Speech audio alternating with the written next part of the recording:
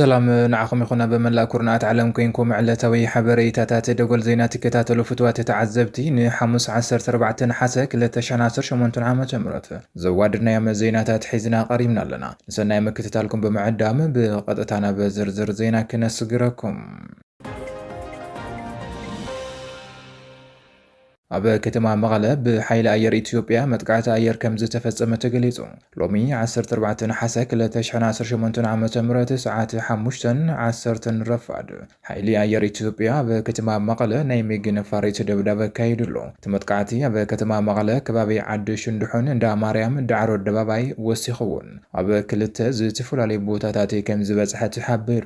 ካብ ንግሆ ጀሚሩ ኣብ ዒላላ ችግኝ ጣብያ እንዳታፈረ ክልተ ታንክታት ዝሓዘት ሎቬድ መኪና ከም ዝነበረት ዝግለጽ ዘሎ እንትኾን በቲ መጥቃዕቲ ክሳብ ዛጊድ ዝበጽሐ ናይ ሰብ ንብረትን ጉድኣትን ኣይተፈለጠን።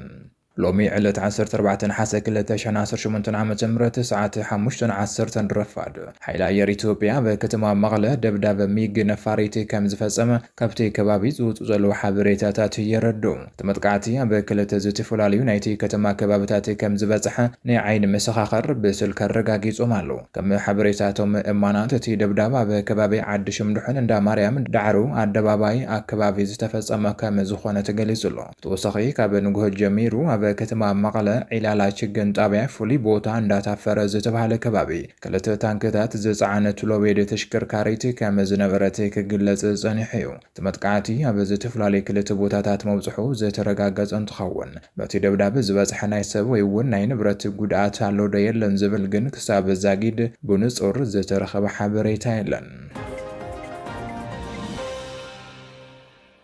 بخالي زينا دكتور دبرጽዮን ዝመርሑ ናይ ሕወሓትን ፋኖን ፖለቲካዊ መሪሕነት ሓለፍቲ ዕጡቃትን ናብ ኤርትራ ከም ዝኸዱ ተገሊጹ። ኣብ ትግራይ ስልጣን ብሓይሊ ሒዙ ዝርከብ ዶክተር ደብረጽዮን ገብረ ሚካኤል ዝመርሑ ሕወሓትን ናይ ኣፍ ባሃን ሓይልታት ፋኖ መራሕትን ኢሉ እውን ኣዘዝቲ ሰራዊትን ጉጅለ ናብ ኤርትራ ከም ዘቕንዐ ተሰሚዑ።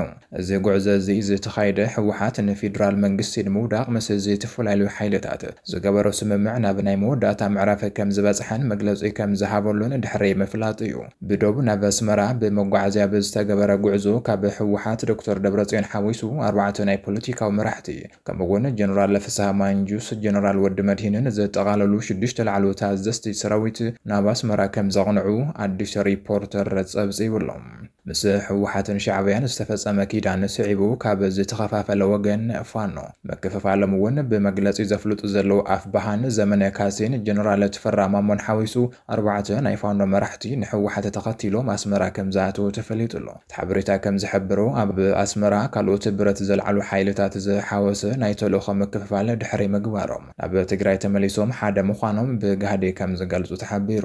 ሓላፊ ቢሮ ኮሙኒኬሽን ሕወሓት ኣይተ ብርሃም ሓጎስ ንሓዘ 13/2018 ዓመተ ምህረት ኣብ ዝሃቦ መግለጺ ንፌደራል መንግስቲ ንምውዳቕ ምስ ዝተፈላለዩ ሓይልታት ዝተገበረ ስምምዕ ናብ መወዳእታ ምዕራፍ ከም ዝበጽሐን እቲ ስምምዕ ዝሕብር መግለጺ ከም ዝወፅን ኣፍሊጡ ነይሩ እዩ።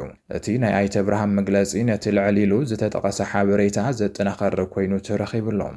ኣብ መንጎ ኣፍ ባሃን ዝተለዓለ ዘይምርዳእ ንምህዳእ ሚስጥራዊ ድርድር ትገብረለኹም ንዝበል ተቃወምቲ ኣብ ኬንያ ዝግበር ድርድር የለን ክብል ዝተሰምዐ ናይ ሕወሓት ሓላፊ እቲ ናይ ዝተፈላለዩ ዕጡቃት ጥምረት ብመግለጺ ከም ዘረጋገጸ ቅድሚ ምሕባሩ እቲ ዜና ቅድመ ዋርሕ ይንገር ከም ዝነበረ ይዝከር። ብዛዕባ እዚ ናብ ኣስመራ ዝተገበረ ጉዕዞ ካብ ሕወሓት ወገን ብጋህዲ ዝተባሃለ ነገር ከም ዘየለን ኢሉ እውን ኣፍ ባሃን ፋኖ እውን ተመሳሳሊ ዝወፀ ይፋዊ መግለጺ ከም ዘየለን ተገሊጹም።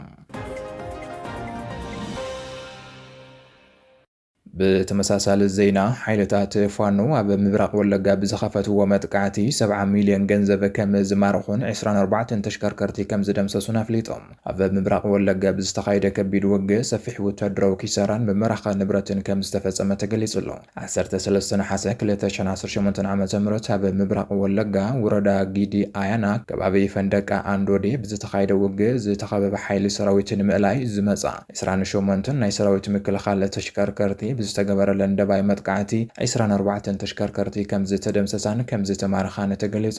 ካብቲ ውግ 196 ክላሽንኮቭ ብሬን ስናይፐር ኣማይ ተሸሓተ ተተኳሲ 6 ናይ መራኸቢ ሮዴታትን 70 ሚልዮን ብር ዝግመት 3 ኩንታል ቅርሽን ከም ዝተማረኹ ተሓቢሩሎም።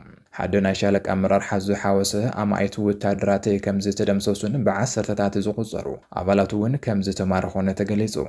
ኣብቲ ቦታ ንዝተኸበበ ሓይሊ ንምእላይ ካብ ጊደና ኣያና ዝተለኣኻ 28 ናይ ሰራዊት ምክልኻል መኻይን ብዝተገበረለን ናይ ደባይ መጥቃዕቲ 4 ጥራሕ ንድሕሪት ክምለሳ እንተለዋ ዝተረፈ 24 መኻይን ብምድምሳስን ብምቁፅጻርን እተን ክወፃ ዘይከኣላ ድማ ዳግም ንጸላኢ ኣገልግሎት ንከይህባ ብምሕራር ከም ዝተደምሰሳ ተገሊጹ ኣሎ።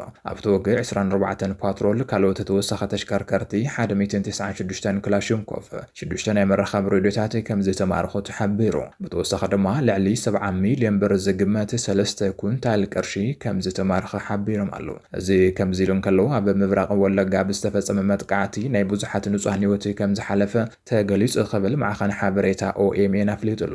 እቲ ሚድያ ነቲ መጥቃዕቲ ፋኖ ከም ዝፈጸምዎ ብምሕባር እቶም ዕጡቓት ካብ ኣያና ከተማ ናብ ነቀምቲ ብዓጀባ ይጓዓዛ ዝነበራ ናይ ባንክታት ገንዘብ ድሕሪ ምዝራፎም ኣብ ልዕሊ እቲ ሕብረተሰብ መጥቃዕቲ ከም ዝኸፈቱ እቲ ማዕኸን ዜና ሓቢሩሎም። ህወሓት ብውሽጣዊ ምፍንጫልን ጻምእ ስልጣንን እናተዳኸመ ይርከብ ክትብል ወይዘሮ ኬራ ኢብራሂም ገሊጻ። ነበር ኣፈ ጉባኤ ቤት ምክሪ ፌደሬሽን ወይዘሮ ኬራ ኢብራሂም ህወሓት ብግዕዚና ብጻምእ ስልጣንን ብውሽጣዊ ምፍንጫልን ምኽንያት ናብ ምክፍፋል መስርሕ እናኣተወ ምዃኑ ጠቒሳ። ህወሓት ምስ ሻዕብያ ዝፈጥሮ ርክብ ኣብ ልዕሊ ህዝቢ ትግራይ ተወሳኺ መከራን ጸገምን ከም ዘምጽአ ብምሕባር ህዝቢ ንግሊ ረብሓ ኣብ ዝግበር ናይ ስልጣን ኩናት መቃጸሊ ክኾን የብሉን ኢላ። ኢቲቪ ትግርኛ ዘካይዶ ቃለ መሕተት መሰረት ብምግባር ዝወፀ ዜና ከም ዝሕብሮ ነበር ኣፈ ጉባኤ ቤት ምክሪ ፌደሬሽን ወይዘሮ ኬራ ኢብራሂም ህወሓት ብግዕዚና ብጻምእ ስልጣንን ብውሽጣዊ ምፍንጫልን ምኽንያት ናብ ዓዘቕቲ እናኣተወ ምዃኑ ገሊጻ። ከም መግለፂ ወይዘሮ ኬርያ ትውድብ ኣብ ረብሓ ህዝቢ ብምርሓቕ ስልጣን ንግሊ ናይ ስልጣን ድሌት መፈጸመ ብምግባር እቲ ጸገም ዝከኣለ ኮይኑሉ ኢላ። ወይዘሮ ኬራ ኢብራሂም ከም ዝሓበረቶ ህወሓት ምስ ሻዕብያ ዝፈጥሮ ርክብ እውን ኣብ ልዕሊ ህዝቢ ትግራይ ተወሳኺ ጸገምን መከራን ንከምጽእ ምኽንያት ኮይኑሎ ክትብል ገሊጻ። ብፍላይ ኣብ እዋን ኩናት ኣንስትን ህጻናትን ከቢድ ስቓይ ከም ዝሓለፉ ብምጥቃስ ህዝቢ ንግሊ ረብሓ ኣብ ዝግበር ናይ ስልጣን ኩናት መቃጸሊ ክኾን የብሉን ክትብል ተሓሳሲባ። ከም ባህላ ወይዘሮ ኬርያ ናይ ሕዚ ወለዶ ካብ ኩናት ናይ ደም ፍሳስን ወፂኡ ናይ ትግራይ መጻኢ ህልውና ብወታደራዊ ሓይሊ ዘይኮነስ ብልዕልነት ሕግን ብፍልጠትን ክህነጽ ከም ዘሎ ኣመላኺታ። ብተወሳኺ ኣብ ትግራይ ዘሎ ፖለቲካዊ ፍልልያት ብቂምን በቐልን እንተይኮነስ ብዘተ ክፈትሑ ጻውዒት ኣቕሪባላ። ብርጌድ ንሓመዱ ኣብ ልዕሊ ኢትዮጵያ ዝተሃነፀ ፖለቲካዊ ጽልእ ንምእላይ ከም ዝቀለስ ሓቢሩ። ኣባል መሪሕነት ብርጌድ ንሓመዱ ዝኾነ ዳዊት ተፈሪ ምስ ቴሌቪዥን ኦቢኤን ኣብ ዝገበሮ ቃለ ምልልስ ውድቡ ብስርዓት ኢሳያስ ኣብ ልዕሊ ኢትዮጵያ ንዓመታት ዝተዘርአ ጽልኢ ንምእላይ ከም ዝሰርሕ ገሊጹ።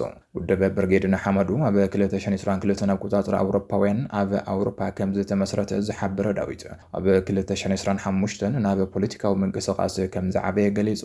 ዳዊት ወሲኹ ን35 ዓመታት ኣብ ልዕሊ ኢትዮጵያ ዝተሃነፀ ፖለቲካዊ ጽልኢ ብምእላይ ኩሎም ብሄራትን ብሄር ብሄረሰባትን ጎረባብትን ብማዕረ ዝሰርሕ ዲሞክራሲያዊ ስርዓትን ብምስራት ይሰርሕ ከም ዘሎ ኣስሚሩሎም። ፕሬዚዳንት ኢሳያስ አፈወርቂ ንኢትዮጵያ ከም ሕሱም ጸላኢት ሃገር ገይሩ ብምስኣልን ብምጽላምን ኣብ ኤርትራ ቅዋም ከይህሉን ትካላት ወሃብቲ ኣገልግሎት ከይህነጹን ገይሩ ይክብል ከሲሱ። ኣይተ ዳዊት ኣብ ዝሃቦ ቃል ኣብ መንጎ ሕወሓትን ስርዓት ኤርትራን ዝፍጸም ዘሎ ርክብ ናይ ሓባር ጽላእ ንምምካት ዝተገበረ ግዝያዊ ሓበራዊ መርዓ እምበር ዘላቒ ምሕዝነት ከም ዘይኮነ ገሊጹ። ግብፂ እውን ምስ ስርዓት ኤርትራ ዘይኮነስ ምስ ፌደራል መንግስቲ ኢትዮጵያ ብቐጥታ ዲፕሎማስያዊ ርክብ ክህልዋ ከም ዝግባእ ኣገንዚቡ። ንሕቱ ኣፍ ደገ ባሕሪ ኢትዮጵያ መልኪቱ ክገልጽ እንከሎ ድማ ኢትዮጵያ ብዙሕ ህዝቢ ዝነብረላ ዓባይ ሃገር ካብ ምዃና ብተወሳኺ ብቁጠባ እውን ተዓቢ ዘላ ሃገር ብምዃና ኣፍ ደገ ባሕሪ ንምርካብ ዘቕረበቶ ሕቶ ቁኑዕ ሕቶ ይክብል ገሊጹ። ንሱ ብምውሳኽ ድሕሪ ውድቀት ስርዓት ኢሳያስ ኤርትራ ብመሰረት ሞዴል ሕብረት ኣውሮፓ ምስ ኢትዮጵያን ካልኦት ጎረባብቲ ሃገራትን ብምስራሕ ዶባት ክፉት ኮይኑ ብቴክኖሎጂ ንግድን ዝተኣሳሰረት ሃገር ክትከውን ራእይ ከም ዘለዎ ገሊጹ። ኣብ መወዳእታ እስራኤል ወታደራዊ ምንቅስቓስ ቱርኪ ኣብ ሶርያ ከም ዘይትዕገስ ኣፍሊጣ። ቀዳማ ሚኒስትር እስራኤል ቤንያሚን ኔታንያሁ እስራኤል ኣብ ውሽጢ ሶርያ ዝግበር ናይ ቱርኪ ወታደራዊ ምንቅስቓስ ከም ዘይትዕገስን ኣቐዲሞም ዝተዋው መጠንቀቕታታት ብዘይ ምስማዓ ስጉምቲ ንምውሳድ ከም ዝተገደደት ኣፍሊጡ ኣሎ። እዚ መጠንቀቕታ ቀዳማ ሚኒስትር ኔታንያሁ ዝወፀ ሓይሊ ኣየር እስራኤል ኣብ ሰሜናዊ ሶርያ ኣብ ዝርከብ ኣብ ኣልዱሃር ናይ ኣየር ሓይሊ ጣብያ መጥቃዕቲ ምፍጻሙ ስዒብ እዩ። እስራኤል ነቲ መጥቃዕቲ ዝፈጸመቶ ቱርኪ ኣብ ኣብቲ ጣብያ ወታደራታ ብምስፋር ናብ ደቡብ ንምስፋሕ ዓሊማ ብዝበል ምኽንያት ከም ዝኾነ ገሊጻ ኔታንያሁ ኣብ ዛቦ መግለጺ መልእኽቲ መሓላሊፍና ነርና እንተኾነ ግን ኣይሰምዑናን ስለዚ ነቲ መልእኽቲ ብግልጺ ንኽረድኦም ስጉምቲ ወሲድና ኣለና ክብል ሓቢሩ ኣተሓሒዙ እውን ናይ ቱርክ ሰራዊት ናብ ደቡብ እናተጸግዐ ንእስራኤል ኣብ ስጋት ንኽእቱ ኣይንፈቅድን ክብል ኣጠንቂቖም ቱርኪ ብወገና ብእስራኤል ዘቕረበላ ክሲ ውድቂ ብምግባር መሰረት ዘይብሉን ዘይሕጋዊ መጥቃዕትን ሕጋውን ምምሳል ዝቐረበ ምኽንያትን ብምባል ግብረ መልሲ ይባላ ቱርኪ ምስ ሓዱሽ መንግስቲ ሶርያ ብሕጋዊ መንገዲ ንሰላም ምስራሕ ከም ዘይተቋረፅን ከም ትቕጽለሉን ኣፍሊጣላ خبركم تخطاتلتي دغول الزينا نزي ساعه زوادنا يا زيناتا تابزي زازمنا لنا يوتيوب چانلنا شير لايك سبسكرايب كتغبروا نعدمنا سلازي تخطاتلكم ناغنا مسجن سلام